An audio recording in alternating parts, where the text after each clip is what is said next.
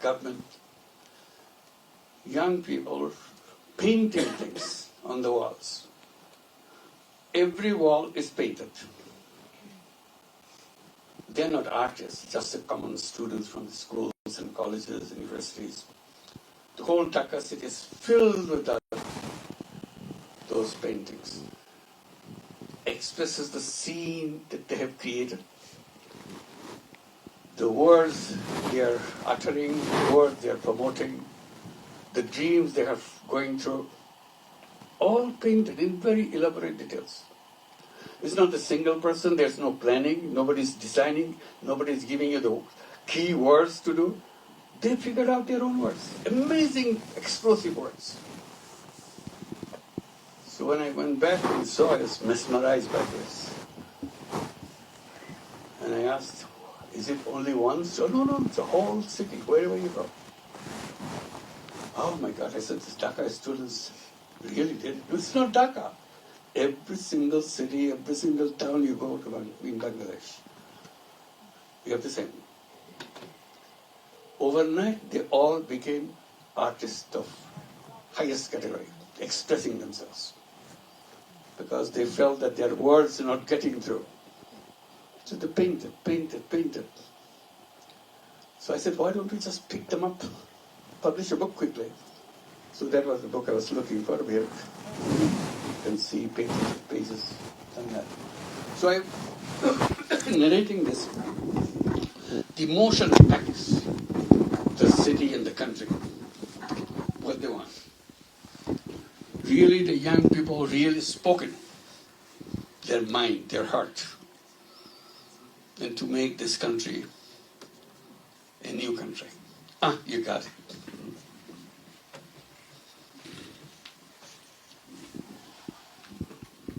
This is also part of the painting. And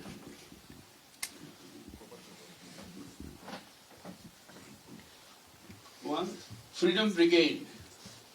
1971, that's the first time we became independent. The next one is 2024. We regained this year. We lost it, we regained it. This one is very interesting. This is the person, a student from Rangpur. This is not even Dhaka, another city out in the north, small city. The police were barricading and their students are demonstrating. So he comes forward. The police was aiming at the students with a gun. So he comes in front of the gun, stretches his both hands, unarmed. Here I am. If you want to kill me, kill me. But our demonstration will not stop. We'll keep on doing this. And police fired him. Right point blank. It's all in television. Because television camera is everywhere. And videos from the mobile is everywhere. It's all depicted. It was 16th of July. And then he moved a little bit. And still stand there, raises his hand. Police shot him again. Second time. Then he falls. The whole country was outraged. Seeing it right in front of your eyes. So he became a symbol for the whole time. And in this is a graffiti. This is just painted. Background you see, I didn't understand first, but somebody explained to me. Now I see it. The one painting, he wanted to paint a tiger. See? This is a tiger. It is a little thing I didn't notice. Somebody pointed out. It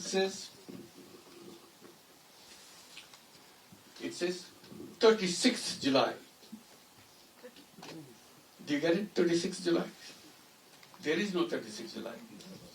It is 5th of August. Said, for us, August didn't come. We are still in July.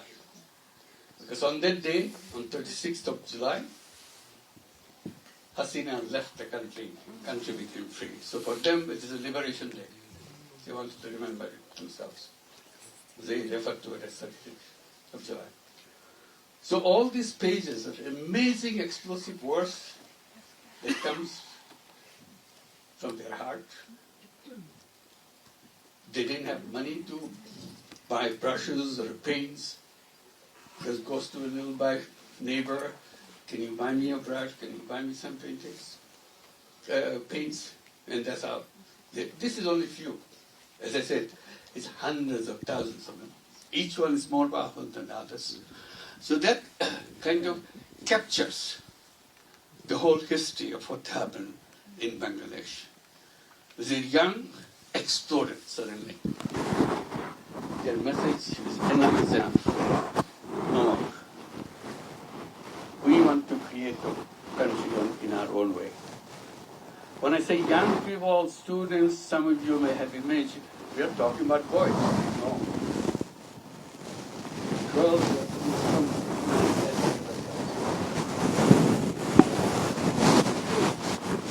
school kids. A 12-year-old kid left the room with his mother. Going to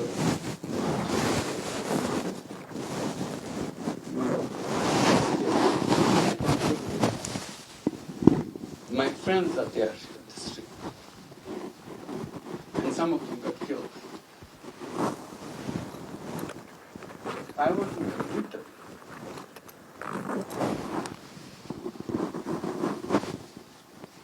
And forgive me if something happens to me. You are not responsible. I'm responsible. I want to stand for my country.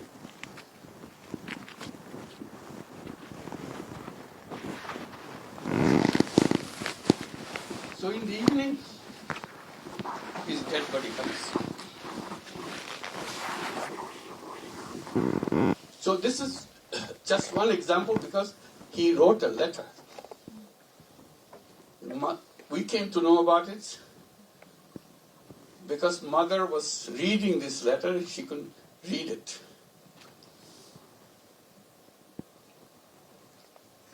When the students coming out of the colleges, joining for the march, usual scene is they say goodbye to each other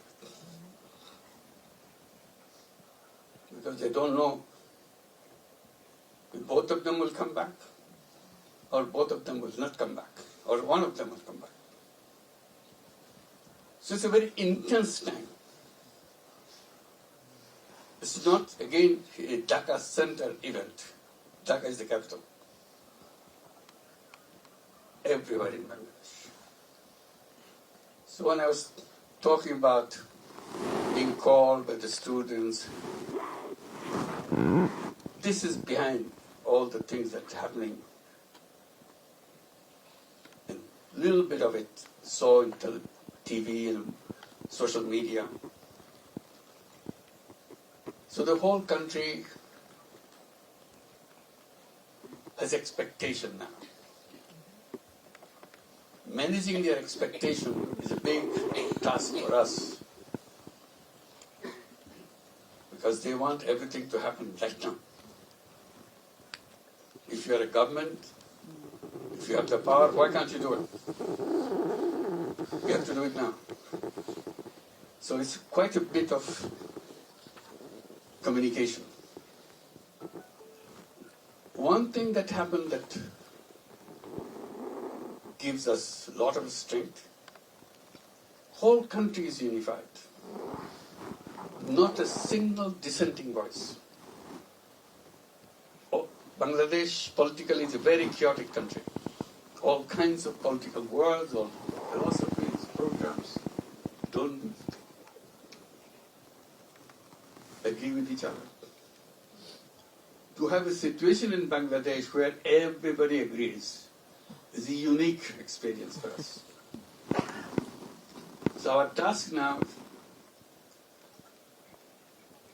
is to take this strength, translate it to make their dreams come true. So what we have done, we have created a series of reform commissions because everything has to be redone, reworked. Our constitution has to be done again, because young people say, this is no constitution. We are not following it. So that's a big task. And once you touch the constitution, all kinds of opinion comes up. How do you manage that? So commission is to go and see where you have the common ideas, or what you think should be done, the right thing to do. Election commission, judiciary commission. Our judiciary is a mess. It became a tool in the hands of the previous government to do anything they want. They hanged people in the name of justice with no evidence, no reason. Hanged people. Millions of people are in jail. I was one of them who is about to go to jail. Many of you remember that. Luckily, they didn't last longer, because they did, probably I'll be one of them. For no reason. Just because they didn't like it. Or they don't agree with the views that they are proposing. So we want to have, again, a new judicial system which delivers justice. Because those judges who are sitting there, they are not really judges. They are just tools in the hands of the Prime Minister, former Prime Minister. So that's the task. Now time has come. All the reports are coming. We are in the process of receiving all these reports. And once the reports are here, so we have a last commission, which is we call Consensus Building Commission. We have all kinds of opinions. So you have to go around, talk to all the political parties, civil society organization, everybody. Where do we agree? Do you agree with this? Do you agree with this? So we have a list of items where everybody agrees, or a consensus exists. Then this is to happen in the next couple of months. Once it's done, we have a document where these things can be done, item by item on each commission. Then I will put them all together and ask all the political parties, civil society, to sign this document that you agree, because you said you agree. This will become a historical document for us, for the nation. And it will be called July Charter, because things happen in July, so this will be the July Charter of the country. And this will be implemented in a procedure laid down in our recommendations in this document. And that will be beginning of the new Bangladesh. The last point I want to make is a tremendous amount of support globally. Amazing support. I have not seen any country kind of walking away without paying attention to Bangladesh. We came to take the responsibility on 8th of August. And September was the United Nations General Assembly session. So as a government, we went to General Assembly session, where all countries meet. Amazing support from every single country that you meet on the world, on the sessions, on everything. Every multinational organizations, World Bank, IMF, European Investment Bank, you name it, all have tremendous amount of support. While I'm here, I met the German Chancellor. He wanted to talk to me. He came with his colleagues. The message is loud and clear. We're with you. Tell us what you need. And in this part of the moment, I didn't know what to say. He said, what you need? I said, best way probably would be you designate somebody in your close quarter who can communicate with you right away. Make him a special envoy for Bangladesh. So he or she will be one who will connect us with you and tell you what we need, how we need, and so on and so forth. This is done, will be done. And everything else discussed in tremendous amount of support. So I give this example because he was so forthcoming. And same thing happened in the United Nations when Ursula von der Leyen, the President of European Union, she said the same thing. Tell us what you need. Most of the European Union ambassadors are located in Delhi, who looks after Bangladesh. So Bangladesh doesn't have European Union ambassador. Only 8 countries have ambassadors located in Bangladesh. The rest is in India. So first thing they did, they designated the ambassador of European Union in Bangladesh as a coordinator. He brought all the ambassadors to Bangladesh at the same day, same time, so that collectively they can meet with us and discuss country by country and the whole, and the whole group of nations of European Union. Again, very positive, very enthusiastic. So that gives us a lot of strength to do. So we should be making use of the support while it's still there. These kind of support don't last long when things go wrong. So we want to make sure that while they still have very warm feeling for us, we can get things done. Very, very difficult task. But we need global support for that. And we are inviting investors, business people to come in a big way to do business with Bangladesh so that our economy kind of start moving up. So that's where we are. And I was invited to come to Davos. We were debating whether to go or not to go because presence in Dhaka is important. At the same time, debate is presence in Davos is also important. So we kept it pending for until the last minute. And finally said, let's go. That's how we're here. So it's wonderful to see you all. And gives us a lot of strength. Seeing your support, your good wishes for us to see the task given to us is tough, but the support is unique. With that support, we hope we can succeed in delivering what people are expecting from us. And thank you for your support. Thank you.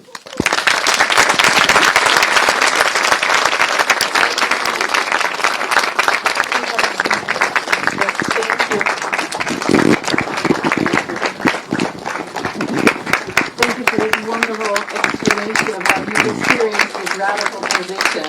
I think it's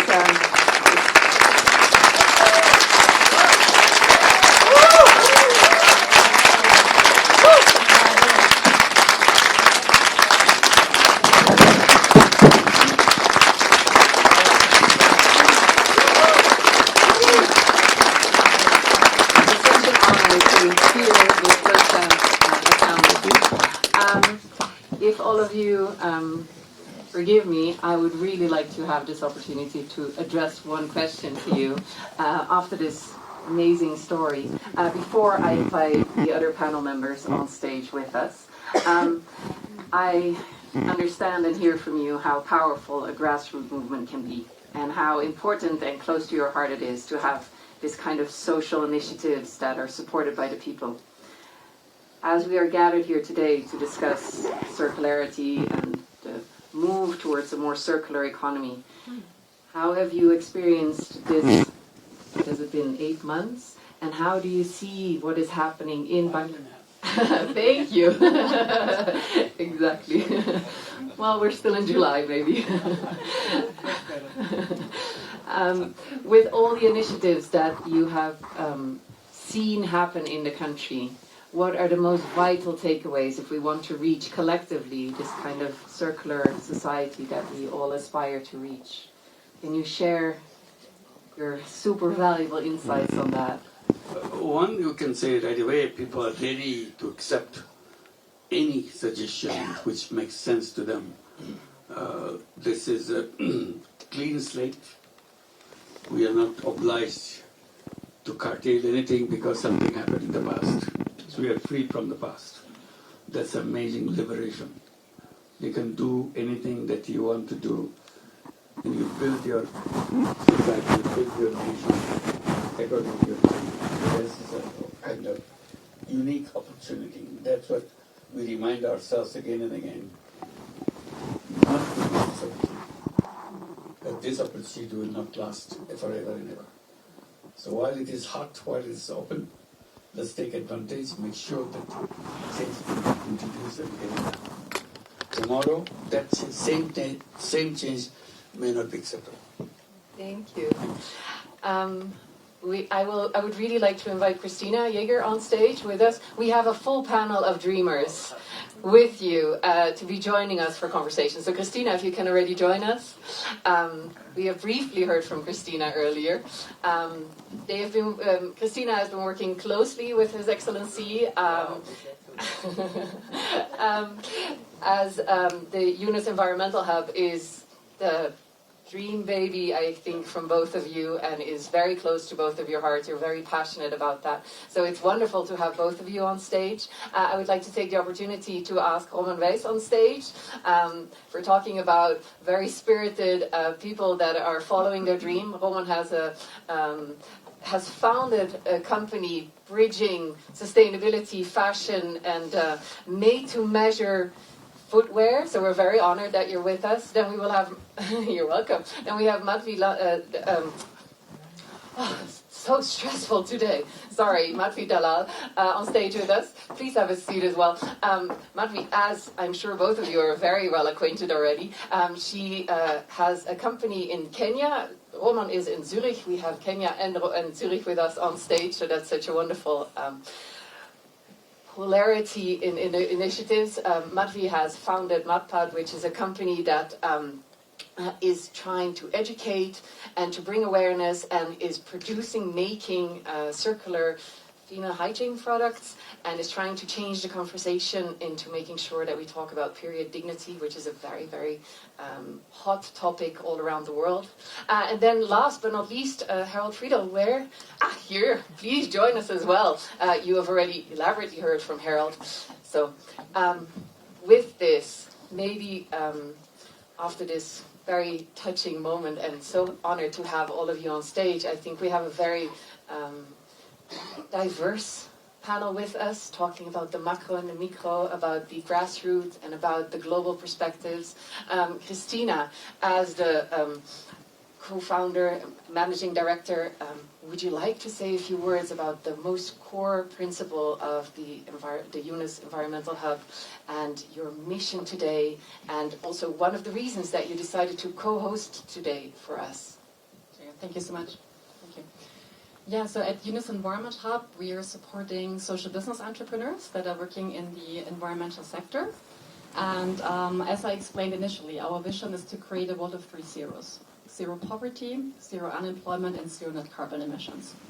And we offer a range of innovation, incubator, accelerator programs where we help people that have an idea, that have a solution to an environmental issue, on helping them growing, building that venture.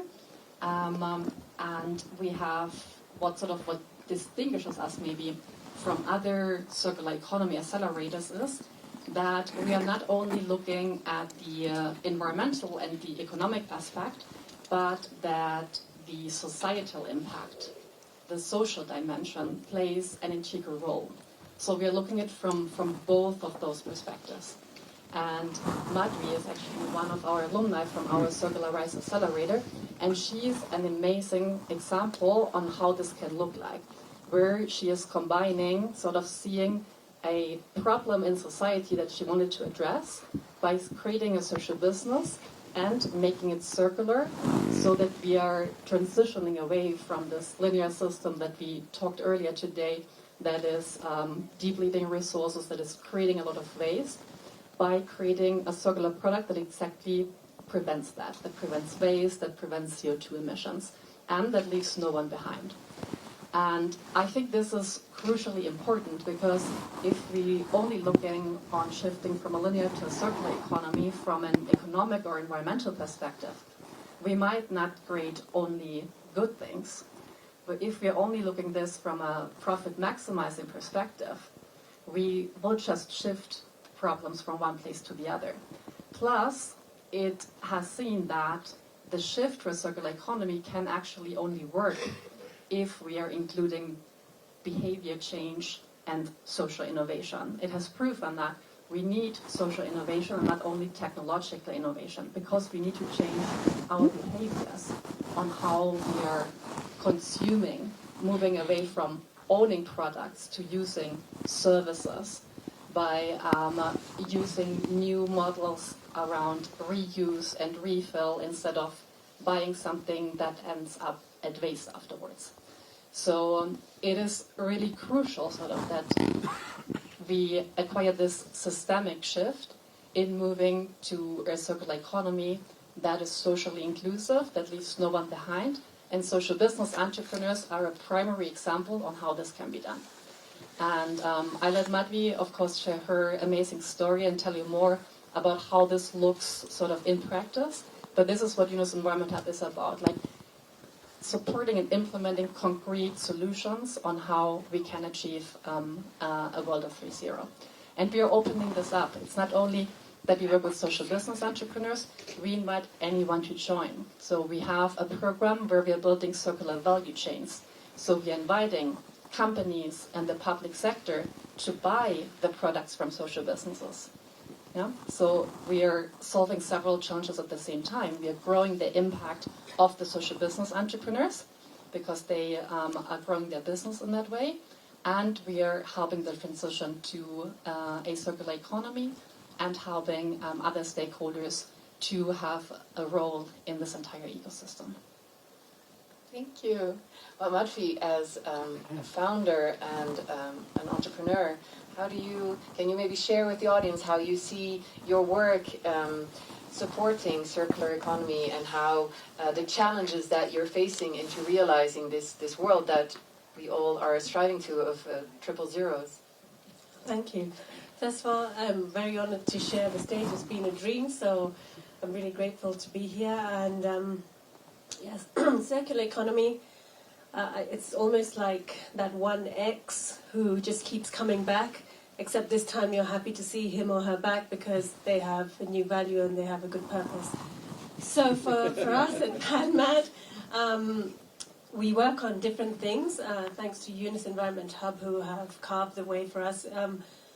We work mainly, I wouldn't say mainly, but our biggest gig is education. So not only dealing with behavioral change, but to really deal with the grassroots, thinking about where this change is going to come in. And also, for us, in Kenya particularly, that's where we're coming from, that's where social enterprises, 1 million girls miss school every year because of lack of period products. In addition to that, if you can just think about yourself as a woman or somebody female close to you who has to actually go through transactional sex just because they cannot afford pads. So this is one of the reasons why we come into the grassroots, trying to educate and to really help this system grow through with almost a whole shift in the whole community, not just for girls, not just for women. This is a whole community thing.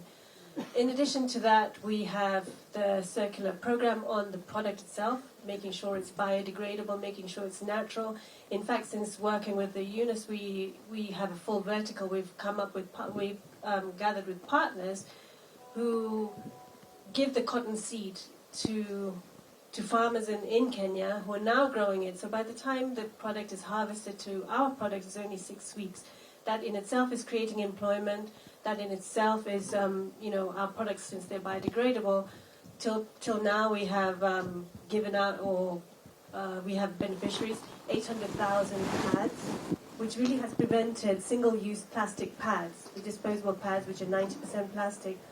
They've prevented 77 million going to the landfill just of Kenya, just from our social enterprise.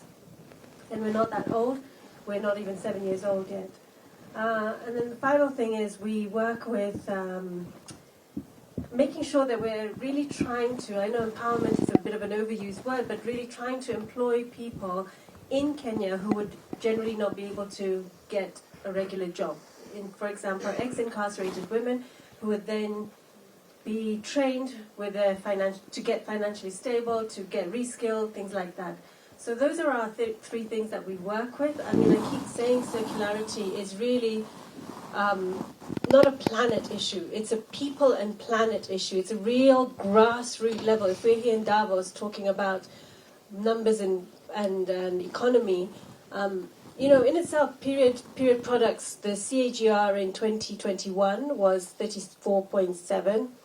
By 2031, they expect it to be 51 point something, which means really, if we're going to be able to put waste to work, we are putting where our money really is.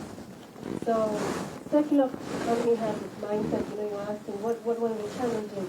The mindset of businesses that really a circular economy or social business isn't really going to make us the profit that we're looking for in the short term or in the long term. And from our personal perspective, yes, and it's hugely satisfactory. I think it's a great place to be in, especially if you're solving social and environmental issues.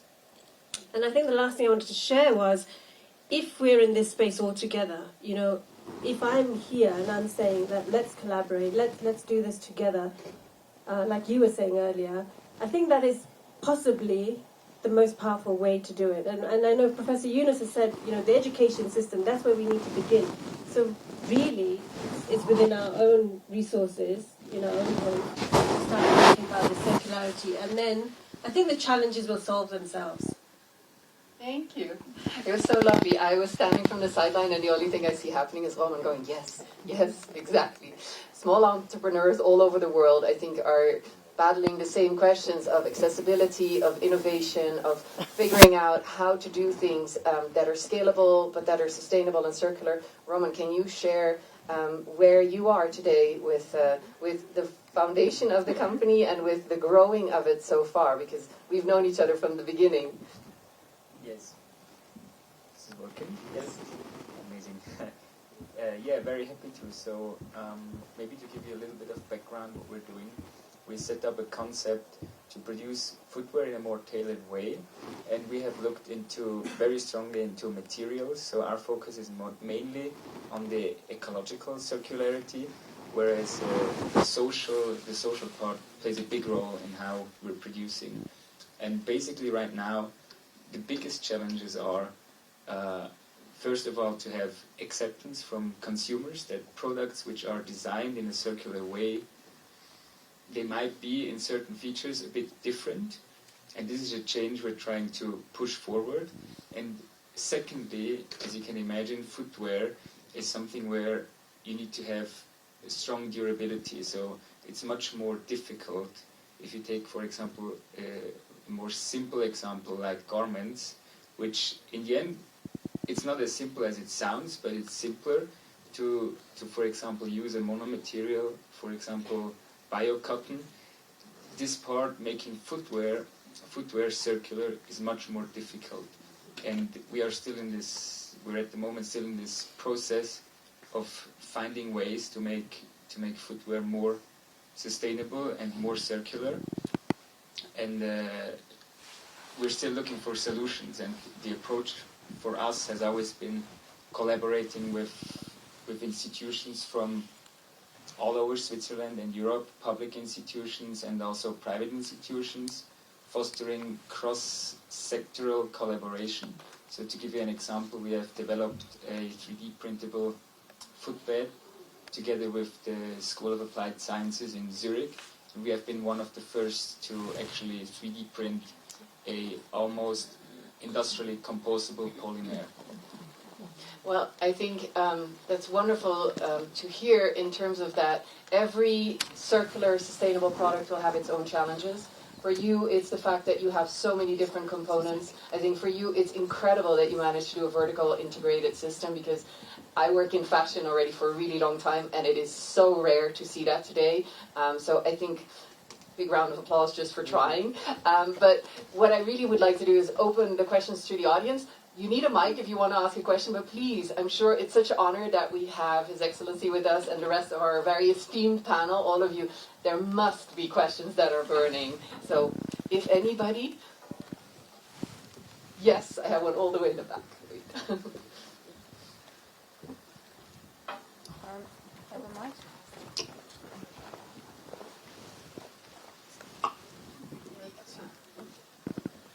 Hi there, my name's Olivia and I work with a company that is related to a circular economy, so thank you all first off for the work that you do because it's incredibly inspiring. My question for you all is, from a policy perspective, what sorts of policy interventions do you think are most critical in facilitating the adoption of circular economy around the world? Who wants to take the mic? We have to abolish that waste is accepted, you know? It's so crazy that any industry you look at, it's possible to create 90% of waste. It's insane. So if we would be able to create markets for secondary materials, many of these issues would be very fastly possible. The Swedes, for example, did that. They reduced the VAT for secondary materials and made it so more interesting for companies to use it. I think that would be really useful one. And maybe to add on what's currently happening, in the European Union we have a new law, the right to repair, that now needs to be implemented in the different countries, that would incentivize repairing products over buying them new and making the producers sort of forcing them to build the products in the first place in a way that they actually can be repaired, because that is often a challenge right now, that even if you wanted to repair a product, you actually cannot do it because it's designed the way so that you need to throw it away and buy a new one. And there has been some other pilots in France and Austria and some states of Germany as well, where governments are incentivizing by providing vouchers that you can then use and repair these products, and they have been extremely successful. So we are seeing it that people love the idea, they understand the idea, and it's something that needs to be broadened and made more mainstream. And also, of course, we need the offerers who are actually offering repair services. And there are so many ways on how you can do that beyond that, by, for example, providing, reducing the VAT on circular services, such as repair or reuse, and many other things. And I think in the next 12 to 24 months, I think we're going to see some of those changes actually taking effect. Can I add to that? I think a good one for us would be to actually make it mandatory for producers of disposable products, of disposable pads and tampons, to write the contents. Because in our context in Kenya, whenever I ask the girls, what do you think is a disposable pad made of? And they 90% think it's made of cotton. And it's made of 90% plastic. So as soon as the consumer understands what they're buying, there will already be a mind shift. In fact, just in December 2024, I don't know why it took so long for that report to come out, but tampons had said they have heavy metals, including lead. And that's what women and girls have been using for so far. So I think that should be mandatory. Transparency always helps. So true. Yes, you have the mic, sir. Yeah, thank you. Wonderful talks. I just wanted to ask, in addition to this material circularity in this climate hub, this energy is one of the issues, and the renewable energy transition may be a challenge in the case of Bangladesh. I understand that there are a number of fossil fuel-based power plant construction plants stood there, and I was wondering, Professor Yunus, if you have any thinking about how you'd like to facilitate transitions in that respect as well. Thank you. There is a general opposition to fossil fuel-based power stations. The government justified them with the urgency of having power is so much, there's no other alternative. So when they had, but that doesn't mean that this becomes a Bangladesh permanent policy. We feel lucky that we have a very strong source of renewable energy, green energy, another. The endless possibility of producing hydropower in Nepal. So we are discussing with Nepal and Bhutan, both have the same message. How they are very eager to build those plants and supply this power to Bangladesh. And we are eager to get that power. But we need some international understanding in between to transport this power to Bangladesh. So we see that as a possibility, and it's not a remote one, very concrete one, an urgent one. It will be done, provided we have an environment of collaboration. And we see this is a possibility not only for Bangladesh, but also for all this region that we have, Nepal, Bhutan, Eastern India, and Bangladesh. And if enough supply is possible, there's tremendous supply. We can also include Myanmar, provided the relationship improves between Myanmar and the rest of the region. So we are eyeing that when we're discussing this issue. It's not a question of trying it out or a technological problem. It's just an understanding. That's about it. So we hope we can get to that understanding fast. I know that the audience will have many more questions. I know, but it was such an honor that you were with us, and I know that you have a very strict schedule that you need to adhere to. So I think a big round of applause for your time and your passion. Thank you very to be here. So I should thank you. Thank you both so much for it. And thank you, Christina, for organizing this. Thanks a lot. Please don't leave. If you have